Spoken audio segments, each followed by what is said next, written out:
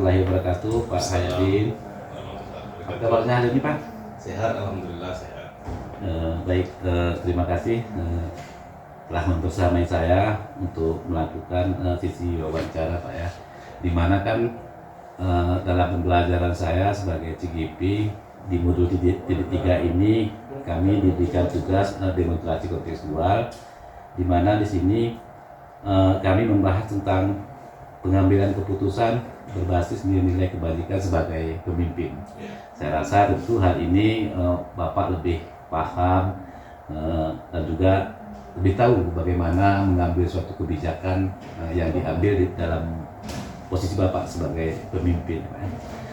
Mungkin Bapak di sini izinkan saya untuk mewawancarai beberapa pertanyaan untuk Bapak, di mana pertanyaan ini nanti saya perlu memerlukan jawaban dari Bapak. Baik Pak, bisa kita mulai Pak ya? Bisa. Yang pertama Pak, di sini saya yakin Bapak sebagai kepala sekolah itu sudah banyak mengambil keputusan di dalam kehidupan sehari-hari ini dalam menjalankan posisi Bapak sebagai pemimpin.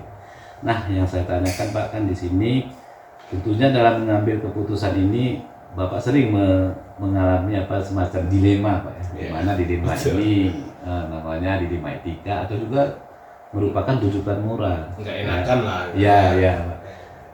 Dilema etika ini kan kita tidak mengambil benar atau salahnya, semua kita anggap itu benar.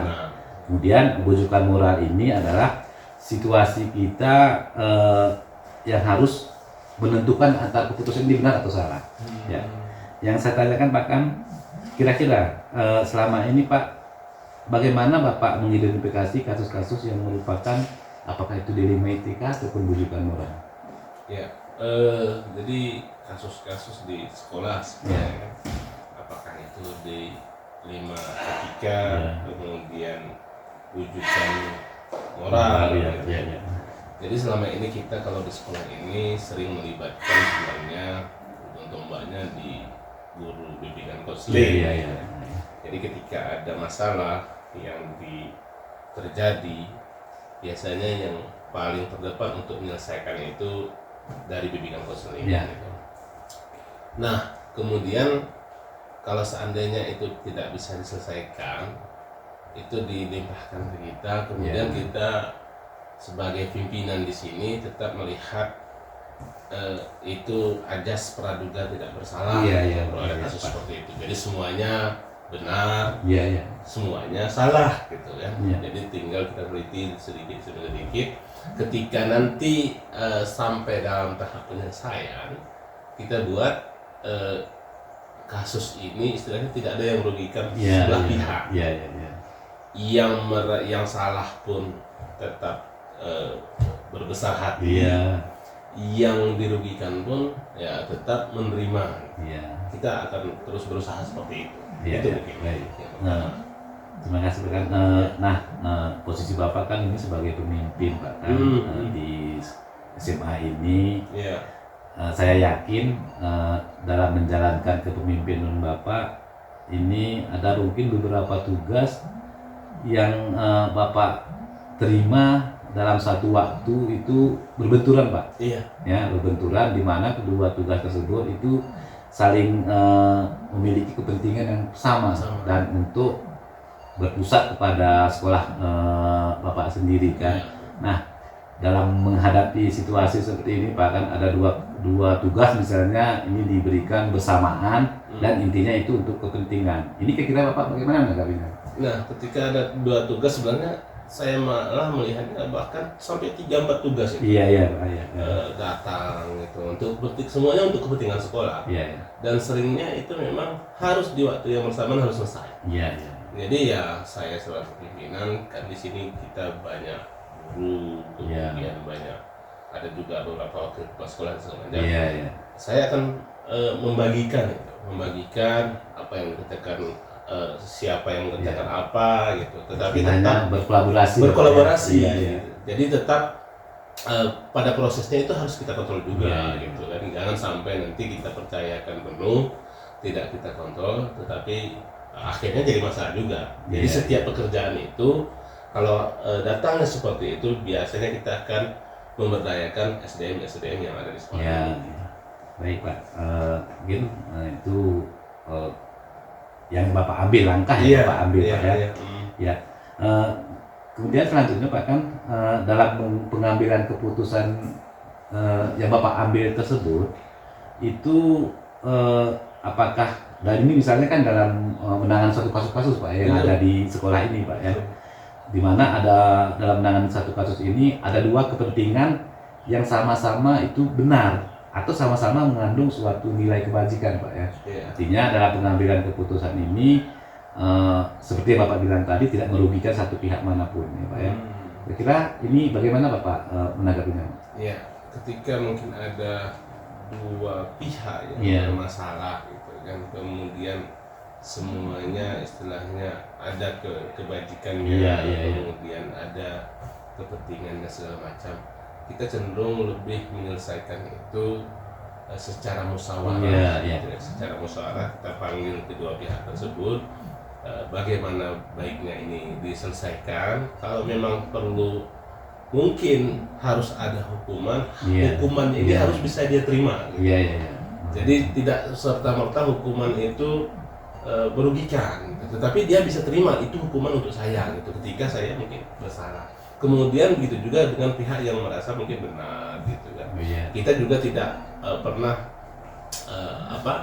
tidak pernah menganjurkan kepada kita ketika benar ya selalu terus merasa benar, tidak juga gitu. Tetap kita memang harus dikontrol baik yang pihak A atau pihak B gitu. Sehingga memang sampai hari ini kalau untuk sekolah kita sangat kondusif lah urusan itu. Sampai mungkin kalau di siswa ya jadi di siswa kegiatan bully segala macam di sekolah kita tidak ada. Berarti itu langkah-langkah yang Bapak ambil dalam pengambilan keputusan tersebut Pak. Betul. Ya, baik. Dalam pengambilan langkah-langkah ataupun prosedur yang Bapak ambil ini, apakah menurut Bapak itu sudah efektif Pak?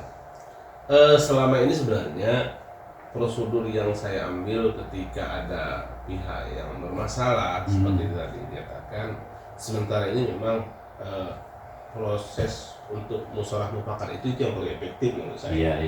Itu yang paling efektif. Jadi tidak ketika musyawarah kita panggil kedua pihak, kita bermusyawarah bersama-sama, kemudian ketika mencapai satu kesepakatan ya kembali normal kembali. Gitu. Jadi selama ini menurut saya dari seluruh metode yang dilakukan untuk penanganan masalah, menurut saya musyawarah itu yang paling efektif. Itu sudah efektif lah bisa dikatakan Pak ya, sehingga nanti tidak menimbulkan semacam dilema etika dari Bapak itu sebagai pemimpin. Nah, dalam pengambilan keputusan ini Pak kan yang merupakan dilema etika, merupakan sebagai dilema etika bagi diri Bapak. Kira-kira apakah ada tantangan tersendiri Pak? Ya itu kalau tantangan sebenarnya ada. Tantangan untuk diri sendiri itu yang menurut saya kadang ketika kita mau menyelesaikan satu masalah, kita harus bisa mengontrol diri. Karena yang bermasalah ini mungkin ada itu keluarga kita, mungkin sahabat kita, mungkin teman-teman kita. Tetapi ketika dalam penyelesaian ini ya kita harus tetap memposisikan diri sebagai pemimpin untuk semua, bukan hanya pemimpin untuk golongan kita. Bukan hanya pemimpin untuk keluarga, jadi untuk pemimpin untuk semua. Jadi walaupun di dalam hati kita merasa tidak enakan, gitu, istilahnya apa ya nggak enakan lah.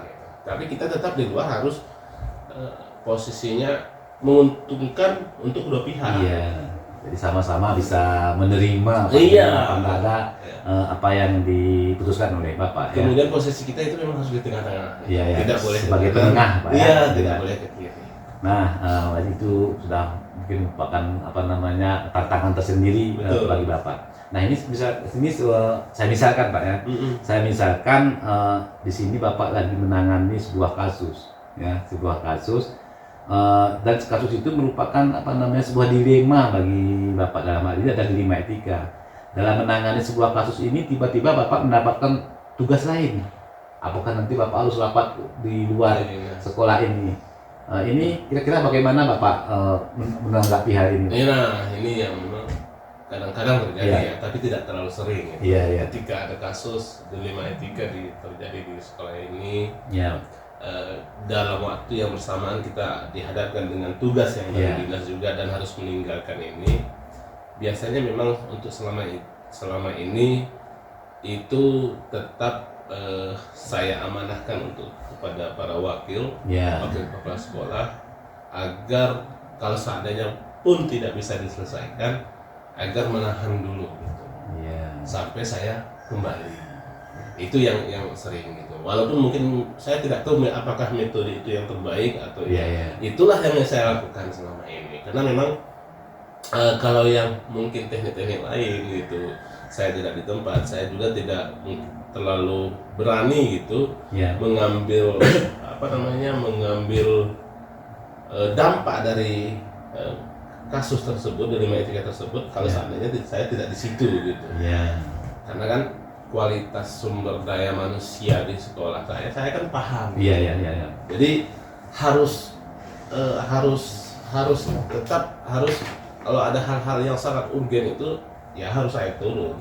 Gitu ya. Jadi ketika kita menghadapi situasi seperti ini memang tugas juga harus diselesaikan dan juga permasalahan yang ada pun harus diselesaikan, Pak. Harus diselesaikan walaupun waktunya mungkin ditambahkan. Gitu. Jadi dalam penyelesaian Bapak ini kan Bapak sering mengambil sebuah kebijakan-kebijakan. Dalam pengambilan kebijakan ini menurut Bapak apakah ada seseorang yang paling Bapak percaya untuk menyelesaikan kebijakan-kebijakan yang Bapak ambil? Untuk sebenarnya percaya penuh tidak.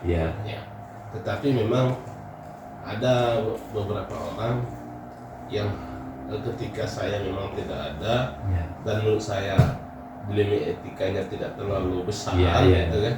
Itu ada memang beberapa orang di sini yang saya percayakan, untuk menyelesaikan itu.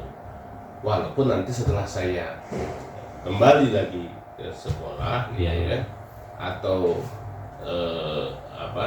saya akan tetap meminta proses penyelesaiannya bagaimana. Berarti bukan terus tidak saya lepaskan. Keputusannya diambil mutlak oleh yang Bapak percaya, Pak ya.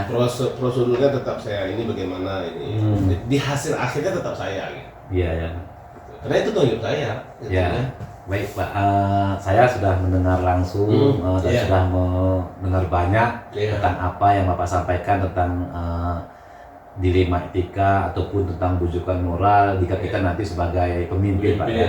Nah, terima kasih banyak Pak sudah memberikan semacam pencerahan untuk arahan yang banyak kepada saya selaku CGP, di mana dalam hal ini kami memahami posisi itu sebagai pemimpin dalam mengambil sebuah kebajikan, Pak.